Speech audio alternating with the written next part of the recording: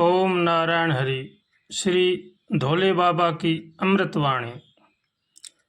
हमें अब यह सोचना है कि भगवान का भजन कैसे करना चाहिए। भगवान का नाम तो सभी लेते हैं। घरेलू काम कोई भी शुरू करो, जब भी लो राम का नाम, ये से तो भजन सभी करते हैं। परंतु भगवान के पास पहुंचने का तो और ही रास्ता है।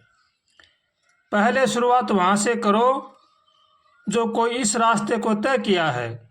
रुकावटों का पता है, वहाँ पर कैसे साधन से जाना चाहिए। ऊँट, कहीं मोटर, कहीं गाड़ी की सवारी करनी पड़ती है। ये से ही साधन मार्ग में भी चलना पड़ता है। जो वहाँ पर महान पुरुष इस रास्ते से गुजरे हैं, उनको सब पता है। शुरुआत में उनकी बात पर पूरा विश्वास करें कि वे जो कह रहे हैं सब सच कह रहे हैं। फिर जैसे वे कहें उन्हीं के अनुसार हम चलें। अपनी बुद्धि को ताक में रख दें। अपनी तरफ से कोई भी नमक मिर्च नहीं मिलावें। जो भी वे कहें उन पर पूरा विश्वास करके करें और चलें। परंतु कहना तो सहज है, करना बड़ा ही कठिन है। इसलिए हर आदमी इस रास्ते में चल नहीं सकता, क्योंकि यह तो बुद्धिमान बना हुआ है। हर बात अपनी बुद्धि की कसौटी पर कस के देखता है। बुद्धि हमारी गलत है, फिर कैसे समझ में आए। इसलिए हमें इस रास्ते में अंधविश्वास करना पड़ेगा, मूर्ख अज्ञानी बनना पड़ेगा। हर आदमी की यह ताकत से बाहर की चीज़ है। इसलिए इस रास्ते में कोई माई का लाल शूरवीर ही चल सकता है। इसलिए भगवान से हमेशा प्रार्थना करें, अभी समय है, चेत करो, अपना लोक परलोक का साधन बनाओ। जो गुरुदेव कहे उन्हीं के अनुसार अपना जीवन बताओ। साधन का कार्य करते रहें और भगवान का नाम भी जपते रहें। उनकी आज्ञा के अनुसार ही सारे कार्य करें, तब यह रास्ता तय हो सकता है। और कोई दूसरा संसार में किनारा नहीं है। जब भी उनके सामने बैठे तो अदब से बैठना चाहिए। वो जैसा हमें कहे उन्हीं के अनुसार हमें करना चाहिए। दिल में यही सोचें कि जो गुरु भगवान कह रहे हैं हित की कह रहे हैं। दिल में हरदम प्रसन्न रहें। जो कुछ हो रहा है सब ठीक हो रहा है। दुख सुख हानि लाभ यह तो सब जीवन के चक्कर हैं, चलते ही रहते हैं। अपने कर्मों के भोग हैं, भोगने ही पड़ेंगे। पछताने की कोई बात नहीं है। अपना जो संसारी कार्य है उसको भगवान का कार्य समझकर करें। किसी के साथ धोखा, छल कपट, विश्वासघात न करें, क्योंकि दूसरा कौन है, सभी तो भगवान के अंश हैं। ये सा जब दिल में सच्चा विचार हो जाएगा, फिर हम बुरा काम नहीं कर सकते। जितना अज्ञान का खेल है, इसी में तो बुरा भला होता ही रहता है। बस अब तो मूर्ख चेत कर दुनिया की गंदी गलियों में घूमना छोड़ दे। उस मालिक की शरण लो, वही नैया पार लगाने वाले हैं। देखो अब हमें क्या करना है कि अब हम किसी महान पुरुष की शरण हों, उनके इशारे पर चलने की कोशिश करें। परंतु इशारे पर भी जब ही चल सकते हैं जब हमारे पूर्व जन्म के अच्छे संस्कार हों, उत्तम हों, दिल में भगवान की तरफ सच्ची तड़प हो, तभी हमारा विचार भगवान में लग सकता है। परंतु हमारे पूर्व जन्म के संस्कार भी अच्छे हों, दिल में भगवान की तड़प भी हो, फिर भी हम साधन का रास्ता तय नहीं कर सकते। यही तो माया जाल है।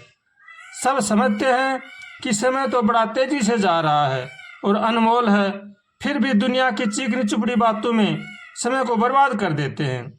पछतावे के सिवा कुछ भी हाथ नहीं लगता। सबसे पहले हमें शुरुआत सुबह जल्दी उठना चाहिए। 4-5 के बीच में जरूर ही उठ जाना चाहिए।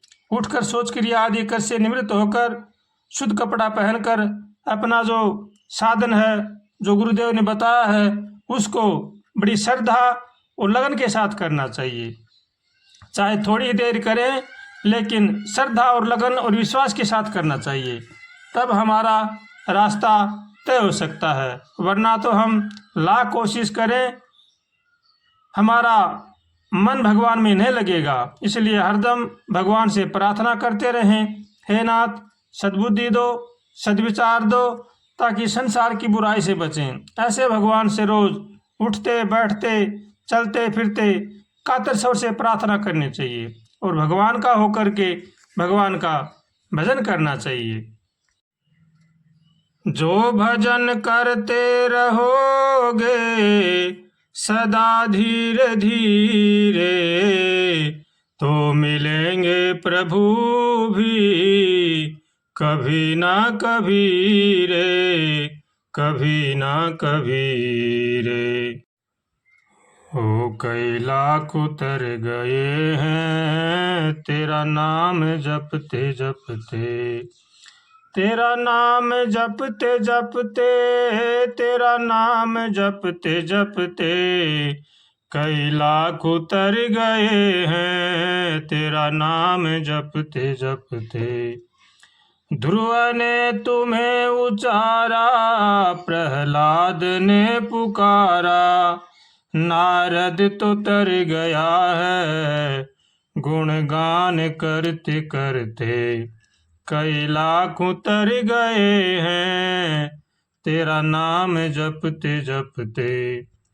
बाली भी तर गया है, सुग्रीव भी तरा है, हो रावण तो तर गया है संग्राम करते करते, कई लाख उतर गए हैं तेरा नाम जपते जपते। गणिका भी तर गई है, सबरी भी तर गई है, अजामिल तो तर गया था सुत नाम लेते लेते, कई लाख उतर गए हैं तेरा नाम जपते जपते। दृष्टि दया की फेरो हमको भी निहारो, जन्मों से आ रहे हैं तेरे द्वार आ गए हैं, तेरा नाम जपते जपते, कई लाख उतर गए हैं तेरा नाम जपते जपते, तेरा नाम जपते जपते।